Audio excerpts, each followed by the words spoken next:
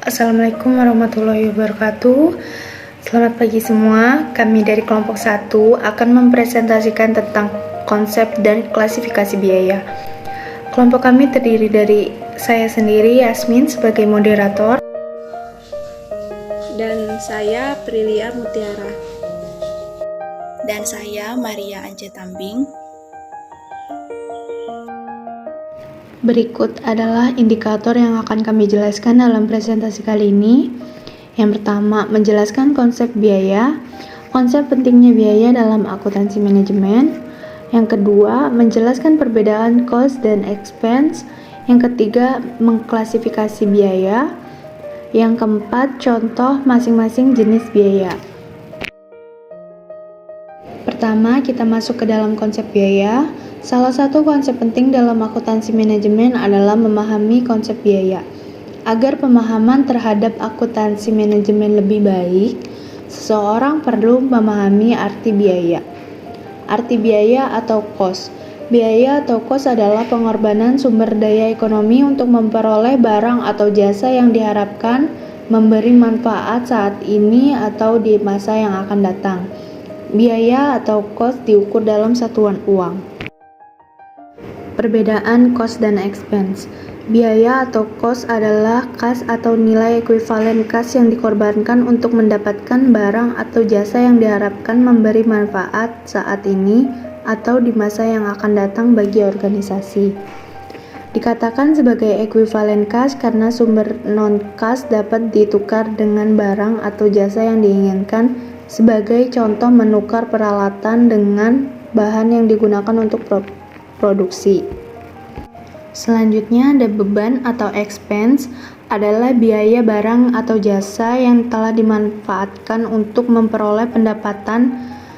Pendapatan adalah nilai barang yang dijual atau nilai jasa yang diberikan. Selanjutnya, klasifikasi biaya.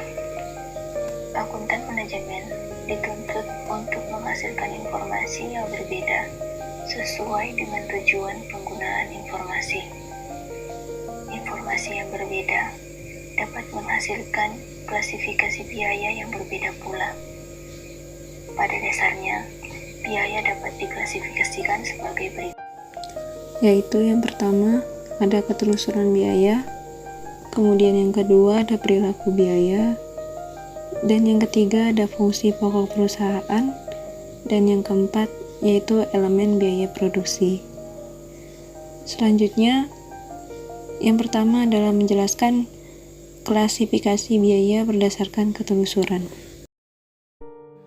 Yang pertama ada klasifikasi biaya berdasarkan ketelusuran. Ketelusuran biaya. Ketelusuran hubungan antara biaya dan objek biaya dapat digali untuk membantu meningkatkan keakuratan pembebanan biaya. Biaya dapat secara langsung berkaitan dengan objek biaya dengan menggunakan ukuran yang dapat diamati atas sumber daya yang dikonsumsi oleh objek biaya. Penelusuran biaya dapat terjadi melalui dua cara, yaitu yang pertama, penelusuran langsung, dan yang kedua, penelusuran penggerak. Penelusuran langsung. Penelusuran langsung adalah proses pengidentifikasian dan pembebanan biaya yang berkaitan secara khusus dan fisik dengan objek biaya. Contoh objek biayanya adalah makan malam. Anggaplah Andi membeli dan mengkonsumsi sepiring nasi dan sepotong daging, serta 1 gelas es teh dengan biaya sebesar Rp30.000. Maka biaya makan malam dapat langsung ditelusuri ke Andi karena Andi sendiri yang menikmatinya, sehingga biayanya dapat secara langsung dibebankan ke objek biaya. Penelusuran penggerak atau pemicu.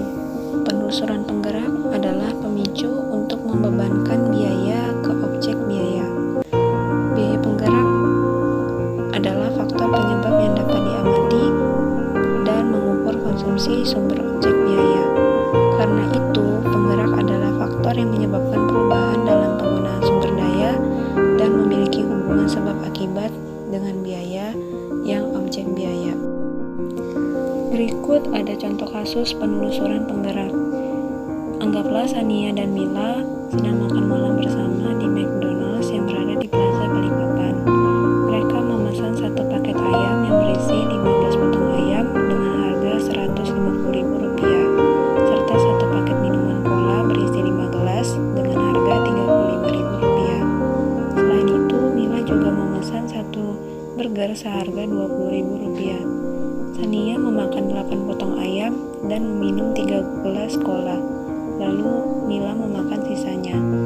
Yang ditanyakan adalah berapa biaya yang akan dibebankan ke Sania dan Mila.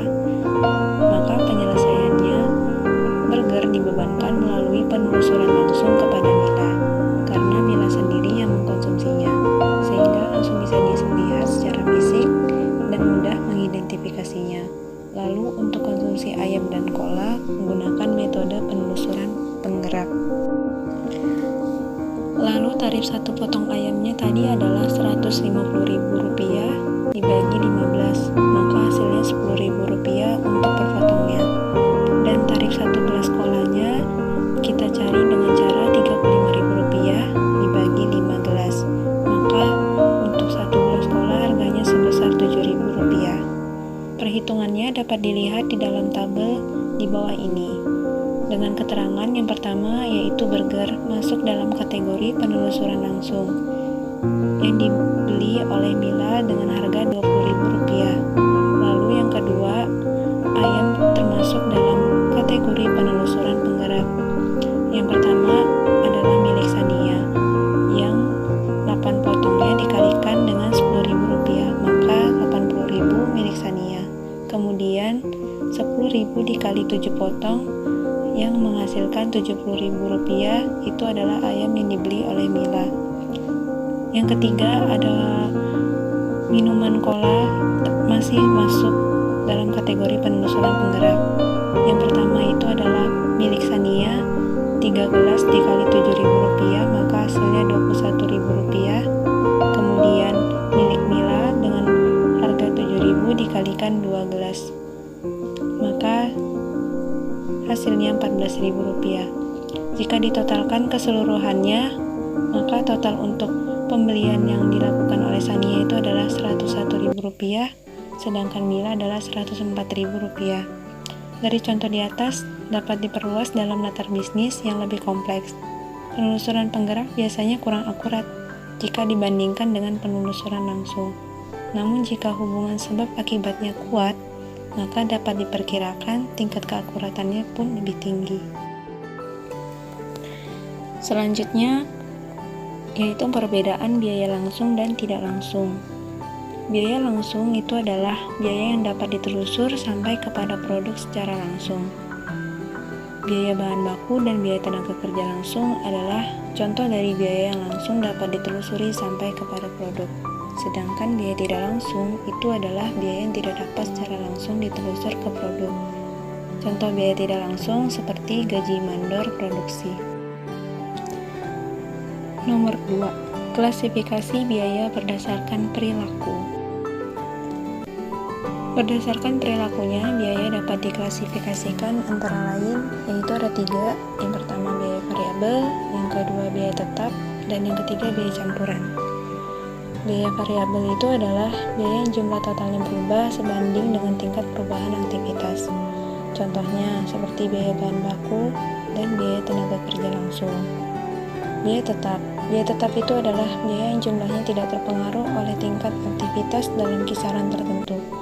Walaupun tingkat produksi meningkat atau menurun, jumlah biaya tetap itu tidak akan pernah berubah. Kemudian biaya campuran. Biaya campuran adalah biaya yang memiliki karakteristik biaya variabel dan sekaligus biaya tetap. Sebagian unsur biaya campuran berubah sesuai dengan perubahan aktivitasnya. Selanjutnya ada klasifikasi biaya berdasarkan fungsi.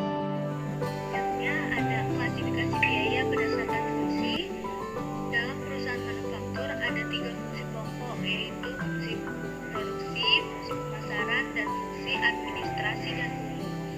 Berdasarkan fungsi tersebut, maka biaya dapat dikelompokkan menjadi yang pertama biaya produksi, yang kedua biaya pemasaran atau marketing cost, yang ketiga biaya administrasi dan umum atau General and Administration Expense. Selanjutnya ada biaya produksi. Biaya produksi adalah biaya untuk membuat bahan menjadi produk jadi. Biaya produksi meliputi biaya bahan baku, biaya tenaga kerja langsung, dan biaya overhead pabrik. Selanjutnya ada biaya pemasaran. Biaya pemasaran meliputi berbagai biaya yang terjadi untuk memasarkan produk atau jasa. Biaya pemasaran terjadi dalam fungsi pemasaran. Contohnya adalah biaya promosi, biaya iklan, dan lain-lain. Dan yang terakhir, biaya administrasi dan umum. Biaya administrasi dan umum merupakan biaya yang terjadi dalam rangka mengarahkan, menjalankan, dan mengendalikan suatu perusahaan. Biaya administrasi dan umum terjadi dalam fungsi administrasi dan umum. Contohnya adalah gaji pegawai administrasi, biaya depresiasi gedung, biaya perlengkapan, dan lain-lain. Selanjutnya yang keempat adalah klasifikasi biaya berdasarkan elemen biaya produksi. Elemen biaya produksi dapat diklasifikasikan menjadi 3. Yang pertama ada biaya bahan baku, yang kedua biaya tenaga kerja langsung, dan yang ketiga biaya overhead pabrik. Untuk biaya bahan baku adalah nilai bahan baku yang digunakan dalam proses produksi untuk diubah menjadi produk jadi. Kemudian biaya bahan baku dapat dikategorikan dalam biaya bahan baku dan biaya bahan penolong. Biaya bahan baku adalah biaya yang dapat ditelusur langsung dan signifikan ke produk. Contohnya, misalkan biaya kulit untuk bahan baku pembuatan sepatu kulit, sedangkan bahan penolongnya adalah biaya yang tidak signifikan seperti biaya benang dan lem dalam produk sepatu. Kemudian yang kedua, biaya tenaga kerja langsung atau direct labor cost. Besarnya nilai gaji dan upah tenaga kerja yang terlibat langsung dalam pembuatan produk. Pada dasarnya ada 2 jenis biaya tenaga kerja, yaitu tenaga kerja langsung dan tenaga kerja tidak langsung. Karyawan produksi yang terlibat dalam produksi adalah karyawan langsung seperti buruh, sedangkan supervisor dan kepala pabrik itu adalah tenaga kerja tidak langsung. Alasannya karena tidak terlibat langsung dalam suatu pembuatan produk yang dihasilkan oleh pabrik. Dan yang ketiga yaitu BOP, biaya overhead pabrik atau manufacture overhead cost. Semua biaya produksi selain biaya bahan baku dan biaya tenaga kerja langsung. Contoh BOP adalah nilai bahan penolong yang digunakan seperti gaji tenaga kerja tidak langsung, depresiasi peralatan pabrik, depresiasi gedung pabrik, dan asuransi pabrik. Biaya bahan baku dan biaya tenaga kerja langsung dapat ditelusur secara mudah ke produk, sedangkan biaya overhead itu relatif lebih sulit untuk ditelusur langsung ke produknya. Selanjutnya adalah pembebanan biaya. Dalam pembebanan biaya ada 3 konsep yang perlu kita ketahui, yaitu yang pertama konsep biaya, lalu konsep objek biaya, dan metode pembebanan biaya. Sistem akuntansi manajemen dibuat untuk mengukur dan membebankan biaya kepada entitas yang disebut sebagai objek biaya. Objek biaya itu dapat berupa apapun seperti produk, pelanggan, departemen, proyek aktivitas, dan lain sebagainya. Sebagai contoh berikut ini, yang pertama, jika suatu bank ingin menetapkan biaya kartu kredit atau Visa, maka objek biayanya adalah kartu kredit Visa. Lalu contoh yang kedua, misalkan perusahaan ingin menetapkan biaya departemen produksi, maka objek biayanya adalah departemen produksi. Dan yang ketiga, contohnya adalah perusahaan menetapkan biaya pengembangan lini usaha yang baru, maka objek biayanya adalah biaya lini usaha yang baru. Objek biaya juga meliputi aktivitas yang dikerjakan oleh seorang atau departemen dalam upaya mencapai tujuan organisasi. Aktivitas adalah orang-orang dan atau peralatan yang melakukan kerja bagi orang lain. Aktivitas merupakan unit dasar kerja yang dilakukan dalam organisasi dan digambarkan sebagai suatu pengumpulan tindakan suatu organisasi yang berguna bagi manajer untuk melakukan perencanaan, pengendalian, dan pengambilan keputusan. Berikut ini ada 5 contoh aktivitas. Yang pertama misalnya pemasangan peralatan untuk produksi. Yang kedua pemindahan bahan dan barang. Dan yang ketiga pembelian komponen yang dibutuhkan dalam produksi. Yang keempat pengiriman tagihan kepada pelanggan yang membeli produk pada perusahaan secara kredit. Dan yang kelima ada perancangan dan pemeriksaan. Dari beberapa contoh di atas menunjukkan bahwa aktivitas itu merupakan suatu tindakan dan objek menunjukkan tujuan yang spesifik. Kemudian metode pembebanan biaya. Pembebanan biaya adalah penentuan biaya yang akan dikonsumsi oleh objek biaya. Berikut ada 3 metode pembebanan biaya. Yang pertama adalah penelusuran penggerak atau pemicu, yang kedua penelusuran langsung, dan yang terakhir alokasi.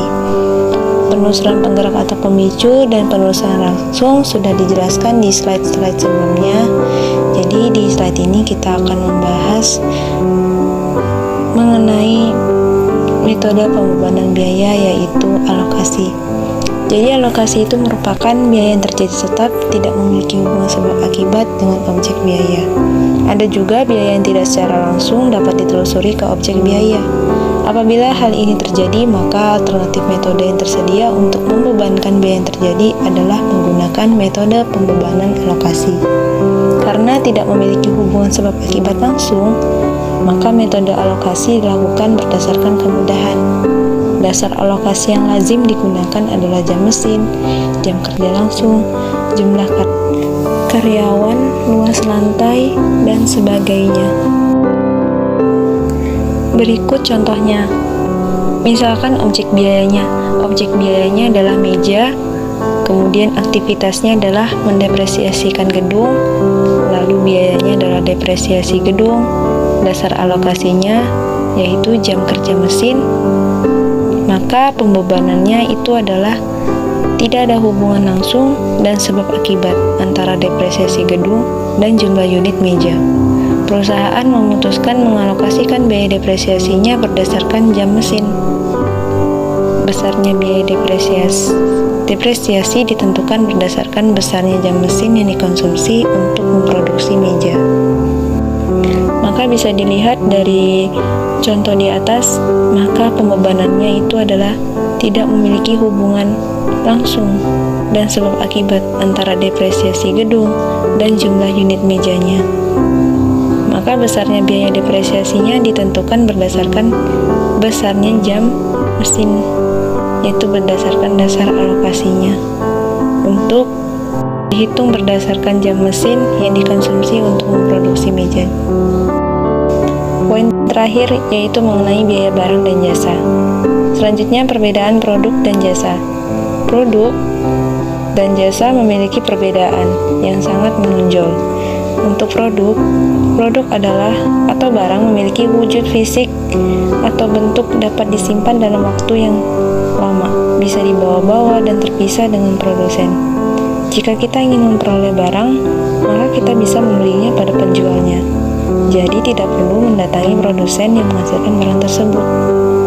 Nah, sedangkan jasa itu memiliki perbedaan karena dia tidak memiliki wujud atau intangibility, artinya pembeli tidak dapat melihat, mencicipi, mendengar suatu jasa sebelum jasa tersebut dibeli.